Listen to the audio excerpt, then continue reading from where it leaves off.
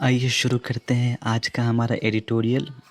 आज है हमारा 11 अगस्त। ठीक है, आइए पढ़ते हैं पैसेज। नॉट क्वाइट हेल्दी, मतलब हेल्दी जितना होना चाहिए था उतना तो नहीं है।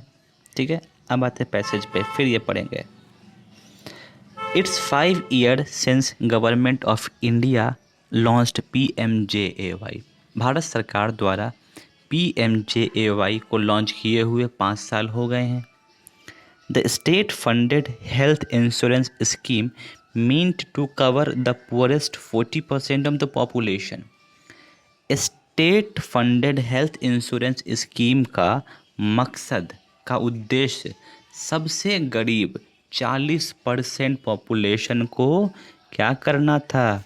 कवर करना था, है ना, कवर करना था। An important goal of PMJAY is to reduce out-of-pocket expenditure in healthcare। कहता है कि PMJAY का एक बहुत ही इम्पोर्टेंट गोल था। वो क्या था कि स्वास्थ्य में जो मतलब हेल्थ केयर में जो एक्सपेंडिचर है ना, स्वास्थ्य केयर के एक्सपेंडिचर में जो जेब से खर्च होता है उसको कम करना, ये एक उद्देश्य था। CAG this week unveiled a performance audit of the scheme. कहता है कि CAG ने इस सप्ताह इस स्कीम के परफॉर्मेंस ऑडिट का क्या किया है? अनवील किया है, अनावरण किया है।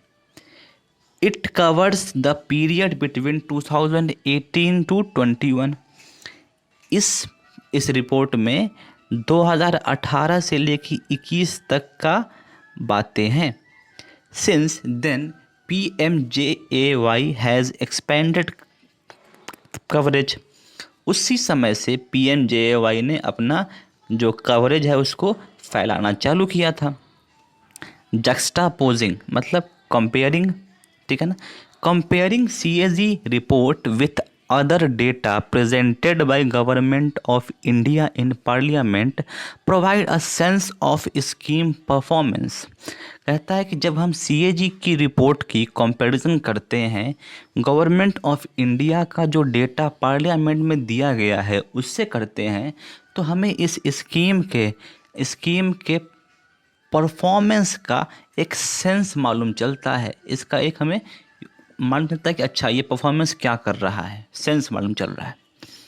State are the pioneers in government funded health insurance coverage. राज्य सरकार जो है इस गवर्नमेंट फंडेड हेल्थ इंश्योरेंस में क्या बन रहे हैं? लीडर बन रहे हैं, ठीक है ना। Hence PMJAY had to be grafted on to existing insurance plans in many states। क्योंकि राज्य इसमें लीडर बन रहा है तो इस PMJAY को पहले से चल रहे स्टेट में हेल्थ इंश्योरेंस प्लान के साथ मर्ज करना, उनके साथ जोड़ना, उनके साथ क्या करना? ग्राफ्ट करना। ये तो समझिए कि करना था ही। A consequence is that state health authorities directly administer the working of the scheme for more than half the beneficiaries under PMJAY। तो इसका रिजल्ट ये आया कि स्टेट हेल्थ अथॉरिटीज़ जो हैं वो डायरेक्टली एडमिनिस्टर कर रहे हैं, डायरेक्टली कंट्रोल कर रहे हैं किसको? वर्किंग ऑफ द स्कीम के काम करने को। For more than half the beneficiaries under PMJAY। PMJAY के अंदर आने वाले जितने बेनिफिशरीज हैं उनमें आधे से ज़्यादा पे कंट्रोल कर रहे हैं उनके काम, उसके काम पे। It also led to health coverage of about 15.5 crore family. इसके अंदर हेल्थ कवरेज 15.5 करोड़ फैमिलीज़ का हो रहा है, जो कि गवर्नमेंट ऑफ इंडिया के टारगेट से एक लेवल ऊपर ही है ना। As many state put the bills to insure family in their original schemes are covered. यानी कि जो अब स्टेट में जितने फैमिली का कवर होने थे, है ना, और गवर्नमेंट ऑफ इंडिया के जो कवर होने थे उसमें 15.5 करोड़ हो रहे हैं, उससे ये जो है ना, जो मेरा गोल था उससे भी ज़्यादा है। Given this background, a CAG report and other data point to some structural weaknesses. कहता है कि इस बैकग्राउंड को देखते हुए CAG रिपोर्ट और अन्य डेटा जो हैं हमें कुछ स्ट्रक्चरल वीकनेस की ओर इशारा करते हैं। ठीक है ना। आगे है कि tight control over data and process is critical to the smooth functioning of health insurance. कहता है कि हेल्थ इंश्योरेंस के क्या स्मूथ फंक्शनिंग के लिए डेटा और प्रोसेस का क्या होना चाहिए, क्रिटिकल कंट्रोल, टाइट कंट्रोल होना चाहिए। टाइट कंट्रोल होना आवश्यक था, जरूरी था, क्रिटिकल था, है ना। CAG report showed that PMJAY has a problem. CAG की जो रिपोर्ट है वो यह दर्शाती है कि PMJAY में कुछ समस्याएं हैं। अब देखते हैं। PMJAY ID, a 9-digit unique alpha numeric code, should not be duplicated. कहता है कि PMJAY का जो 9 अंक का ID है, 9 अंक का यूनिक अल्फा न्यूमेरिक कोड है, इसको डुप्लीकेट नहीं करना चाहिए। हालांकि ये होता भी नहीं है, not the case. In addition there are other problems with names.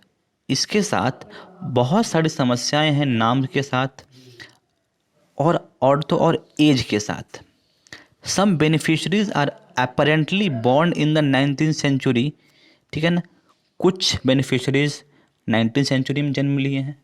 Database issues mean that dubious healthcare providers can game the system and also exploit the information asymmetry that characterizes the relationship between doctors and patient। तो कहता है कि देखिए,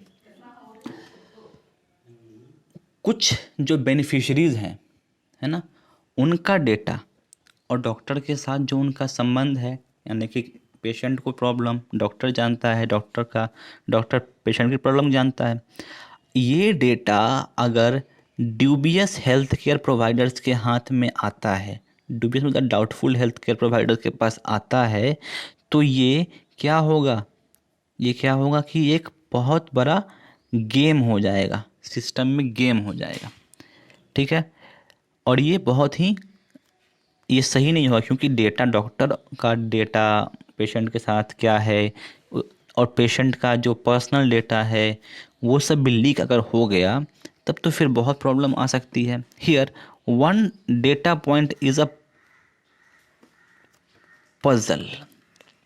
कहता है कि एक data point जो है ना, इस डेटा पॉइंट में एक डेटा पॉइंट जो है ना कि बहुत कंफ्यूजिंग है, बहुत ही उलझाने वाला है। क्या है कि government said that the average cost of पर एपिसोड ऑफ हॉस्पिटलाइजेशन इन 2022-23 हुआ 13,703। कहता है कि देखिए, गवर्नमेंट ने कहा है कि जो एवरेज हॉस्पिटलाइजेशन कॉस्ट है ना 2022-23 में वो 13,703 है, जो कि पूरे कवर का जो कि 5 लाख पर फैमिली है उसका 3% भी नहीं है। It is out of sync with general inflation in medical cost. Medical cost में जो इन्फ्लेशन, जनरल इन्फ्लेशन है, ये उसके साथ भी मेल नहीं खाता है। What impact could it have on OPP, और इसका क्या इम्पैक्ट होगा OPP पर, मतलब out of pocket. OPP is out of pocket पे, ठीक है ना, यानी खर्च पे, सीधी बात कहना चाहता है। Next, health insurance needs enough empanelled hospital. ठीक है ना, कहता है कि हेल्थ इंश्योरेंस को ज़रूरत से ज़्यादा इम्पैनल्ड हॉस्पिटल्स की ज़रूरत है, यानी कि इस स्कीम के साथ मैक्सिमम से मैक्सिमम हॉस्पिटल्स इम्पैनल होने चाहिए, जुड़े हुए होने चाहिए। Hospitals are unevenly spread.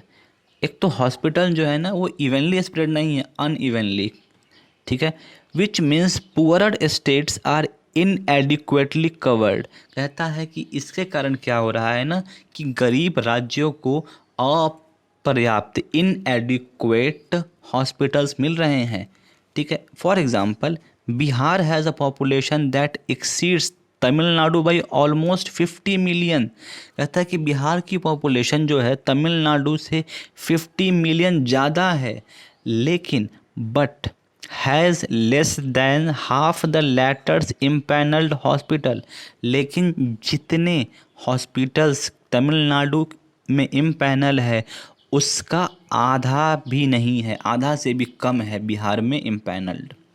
Therefore, adding beneficiaries in absence of healthcare infrastructure is meaningless। जब हमारे पास हेल्थ केयर इंफ्रास्ट्रक्चर ही नहीं है और बस हम बेनिफिशरीज को जोड़ते जा रहे हैं तो इसका कोई मतलब नहीं बनता है, ये मीनिंगलेस है।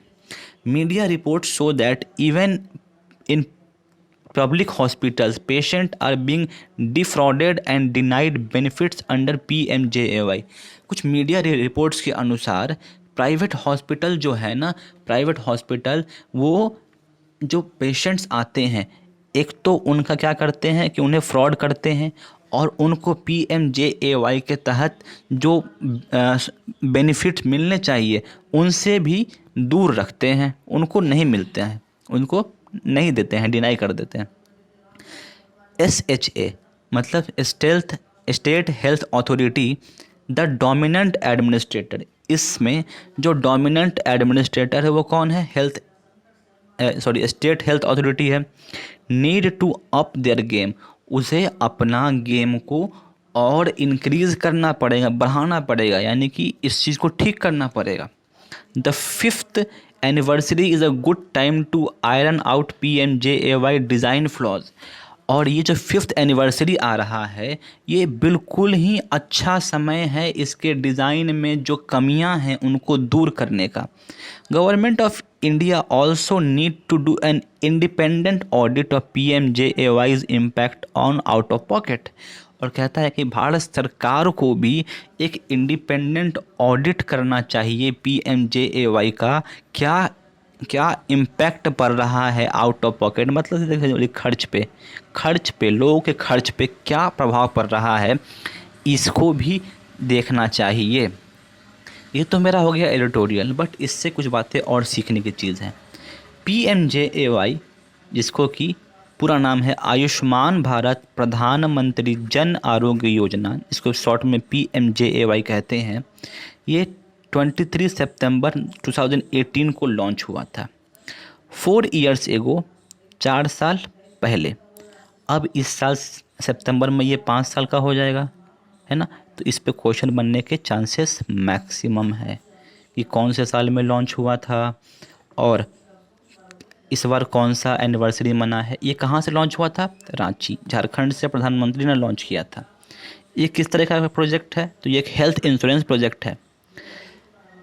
सेंटर और स्टेट का जो फंड रेशियो है तो 60 और 40, यानी कि 60% पैसा सेंटर देगी और 40% पैसा स्टेट देगी, ठीक है ना। लेकिन एडमिनिस्टर कौन कर रहा है? स्टेट कर रहा है, इसीलिए इसमें लीडर वो है, ठीक है। अब इसमें एक चीज़ और आया है, CAG मतलब कंट्रोलर एंड ऑडिट जनरल। ये एक कॉन्स्टिट्यूशनल बॉडी है। अभी जो CAG है वो कौन है? गिरीश चंद्र मुर्मू है। इनका जो टर्म होता है वो 6 साल का होता है। इस पोस्ट का टर्म 6 साल होता है या फिर 65 की एज तक। ये जो है ये आर्टिकल 148 से बनाया गया है।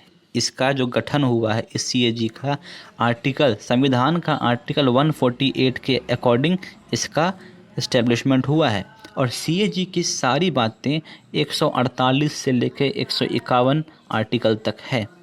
अच्छा, फर्स्ट CAG कौन थे ये भी इम्पोर्टेंट है। वी नाराहरि राव जो है ना, ये फर्स्ट CAG थे हमारे, ये भी इम्पोर्टेंट है। अच्छा, CAG की अपॉइंटमेंट कौन करता है? तो प्रेसिडेंट करता है।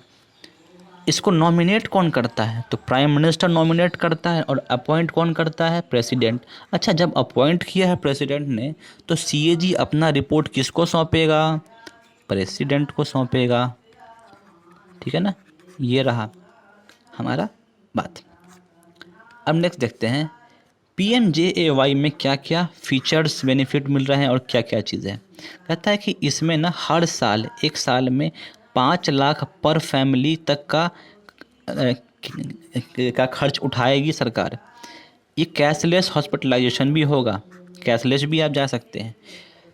प्री हॉस्पिटलाइजेशन एक्सपेंसेस, कहता है कि हॉस्पिटलाइज होने से पहले 3 दिन तक आप रह सकते हैं इसके अकॉर्डिंग, और हॉस्पिटलाइज होने के बाद 15 डेज तक आपका इलाज मुफ्त में हो सकता है, ठीक है ना।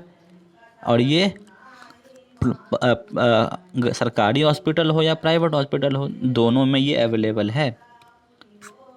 और इसी के साथ मेरा थैंक यू निकल गया। धन्यवाद। बक धन्यवाद ऐसे होता है।